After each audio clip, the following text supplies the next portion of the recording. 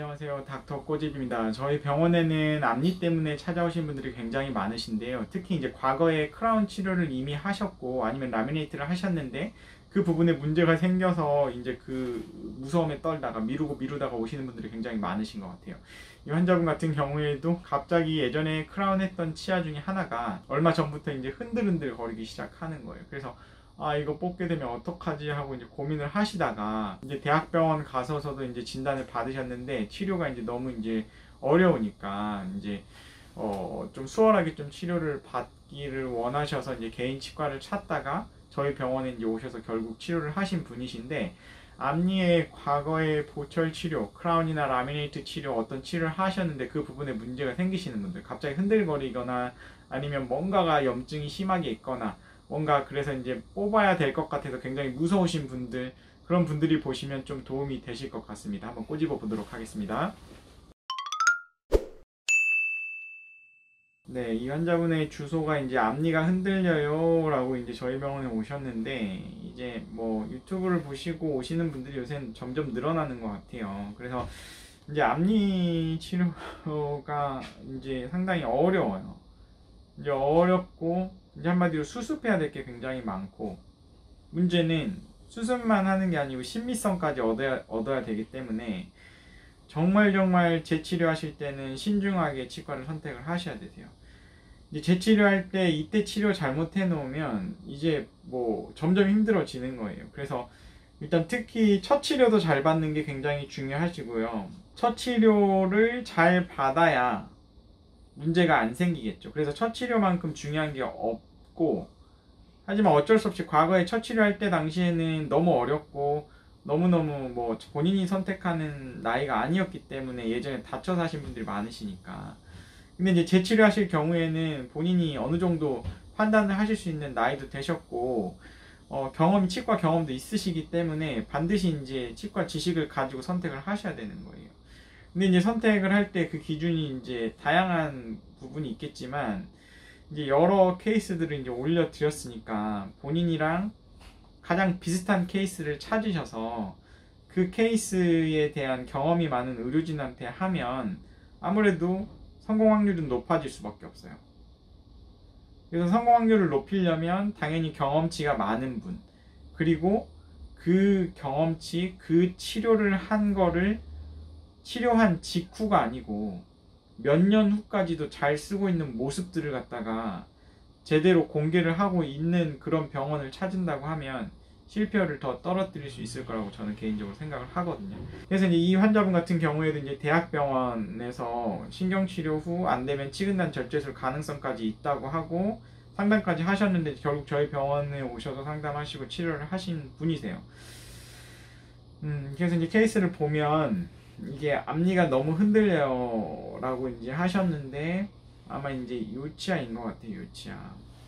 그래서 원래는 과거에 이제 뭔가 엑스레이를 봤을 때 이렇게 뭔가 안쪽에 기둥이 세워져 있다, 그 자체가 과거에 이미 치아가 별로 없다, 치아가 없을 확률이 높다라는 거예요. 그러니까 이 뭐 치과사들마다 이제 개인 그 스타일이 다르지만 일반적으로 원칙적인 진료를 이제 추구하시는 선생님들이 대부분이실 거니까 이 기둥을 갖다 여기에 세운다는 것 자체가 여기 위쪽 상부에 치아가 별로 없을 때 그 부분에 보강하는 작업을 하기 위해서 기둥을 세우는 거거든요. 그래서 이제 기둥을 세운다고 해서 치아 뿌리가 절대 단단해지지 않아요. 그래서 이제 뭐 치아 뿌리를 강화하기 위해서 기둥을 세운다? 그거는 잘못된 개념이라고 제가 설명을 드렸던 부분이 있고, 이제 이 분 같은 경우에는 앞니 4개를 같이 치료를 하셨고 보면은 이제 뿌리 끝에 다 염증이 다 잡혀 있어요. 그래서 제가 생각했을 때는 이 안쪽이 이렇게 치료가 되어 있는 것, 여기가 이제 흔들리는 건데 이거 하나만 하지 말고 이 4개를 같이 하자라고 했어요. 왜냐면 뿌리 끝에 염증이 다 잡혀 있는 상태니까. 그리고 이제 이 부분이 이제 기둥이 있어서 기둥 제거가 안 된다.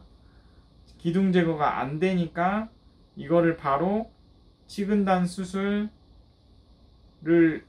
뿌리끝을 잘라내던지 임플란트로 가야 된다라고 많이들 진단을 한다고 말씀을 드렸어요. 근데 제가 누누이 말씀을 드리지만 기둥 제거 할 수 있어요. 할 수 있다. 그래서 기둥 제거도 할 수 있는 테크닉을 가진 치과 의사를 찾으시면 되는 거고, 예전에는 이렇게 파이버 포스트가 되어 있으면 이거는 이제 제거가 안 되거든요. 근데 제거가 안 되는데 현미경 하에서는 이거를 갈고 들어가면 가능해요, 제거가. 그러니까 이거를 위에서부터 이 치아와 이 포스트를 구분해 가면서 여기를 갈고 들어가는 거예요. 굉장히 고난이도 테크닉인데 현미경 보는 선생님들은 저는 충분히 할 수 있다고 생각을 하고, 그래도 파이버 포스트 2개를 제거해야 되는 상황이었고, 쇠기둥 이건 아마 흔들리는 상태니까 빠질 거라고 생각을 했어요. 그래서 저는 이제 환자분께도 이제 항상 이렇게 기둥이 세워진 분들은 뿌리 끝에 염증이야, 식은단 수직 파절만 없으면 재신경 치료를 하면 얼마든지 낫게 해드릴 수 있다. 하지만 이렇게 기둥이 세워진 치아들을 제거했을 때 윗부분에 남아있는 치아가 없다 그러면 그것 때문에 발치를 하실 수 있다. 그래서 이걸 뜯어냈을 때는 그거를 발치를 해야 될 상황이 올 거라는 마음의 준비를 하고 뜯어내자 라고 말씀을 드리는 편이에요. 그래서 환자분들이 무조건 이건 내가 다 살려줄게 이런 거는 말이 안 되고, 저도 있는 상황에서 수습을 최대한 해서 살리는 쪽의 방향을 가지고 치료를 하는 거지, 뿌리밖에 안 남은 치아를 갖다가 어렵게 무리해서 치료를 해서 환자분들께 뭐 1, 2년 쓰고 문제가 생길 거는 치료를 안 하는 게 맞고 임플란트로 가는 게 맞다고 생각을 하거든요. 어쨌든 제거를 해봤어요. 근데 감사하게도 이쪽 치아가 뿌리만 거의 있을 것 같았는데 뿌리만 있지 않고 이 윗부분에 어쨌든 본인의 치아가 감사하게도 남아 있었어요. 그래서 이 부분도 살려보기로 결정을 했고, 오히려 이 부분보다 이 부분의 치아가 더 남아있는 게 없어요. 이거는 이제 가짜 레진이기 때문에. 그리고 이제 이쪽 치아는 너무 변색이 심하고, 그래서 총체적인 난국인데 어쨌든 4개 다 살려보기로 했어요. 그래서 이제 이게 제거된 기둥의 모습이고, 치아가 별로 없지만 이제 이거를 치아가 별로 없다 그래서 저는 개인적으로는 이게 치아가 별로 남은 게 없다고 해서 이 부분도 본인 치아가 남은 게 없고, 이 부분도 남은 게 없고, 이 부분도 남은 게 없어요. 근데 이제 남은 게 없다고 해서 옆 치아에 묶어서 뭔가 이 치아가 혼자서 기능을 못하는 걸 옆 치아에 기대서 기능을 하게 하는 걸 별로 좋아하지는 않아요. 그래서 환자분께도 일단은 내가 최선을 다해서 이걸 크라운을 해서 기둥을 세워서 보강을 해서 크라운을 단독으로 씌워 드릴 테니, 혹시라도 이 치아가 뭐 본인이 조심한다고 하지만 이게 뭐 부러지거나 문제가 생기면 이제 그때는 이제 임플란트를 하실 수 있게 좀 따로따로 크라운을 씌워 보자 해서 단독으로 크라운을 다 씌우는 쪽으로 했어요. 그래서 이게 보면은 신경치료를 마무리하는 과정도 보면 처음에 굉장히 변색도 심하고 지저분한 모습이었죠. 지금 이 모습 제거했을 때 이 모습이랑 지금 우리가 이제 크라운 씌우는 과정을 하기 위해서 신경치료 다 끝나고 이렇게 한 이 모습이랑 차이가 많죠. 그러니까 원래 실활치 미백이라는 것 자체는 어차피 크라운 할 건데 실활치 미백을 왜 하냐라고 하지만 원래의 치아 색상을 찾아주는 거예요. 치아 색상. 원래의 치아 색상을 찾아주는 거고, 그래야지 크라운을 씌웠을 때 뭐 잇몸 쪽에 뭔가 검게 보이는 그 느낌도 없어지는 거고, 만약에 올세라믹 같이 뭐 투명도가 큰 크라운으로 했다고 하면은 뭐 그림자처럼 비쳐 보이는 그런 비심미적인 상황들을 최소화할 수 있기 때문에 이렇게 하는 거고, 그래서 이제 이전의 모습이고 환자분이 조금 밝게 하기를 원하셨기 때문에 이렇게 이후의 모습이에요. 그리고 이 2개의 치아가 너비도 다르고 잇몸 라인도 달랐기 때문에 그 부분을 최대한 맞춰서 이렇게 여기 최소한 이제 환자 입술이 이렇게 가린다고 하면 최소한 이 윗부분에 보이는 부분의 치아 모양은 좌우 대칭이 되게끔 최대한 완성을 해 드리려고 노력을 했어요.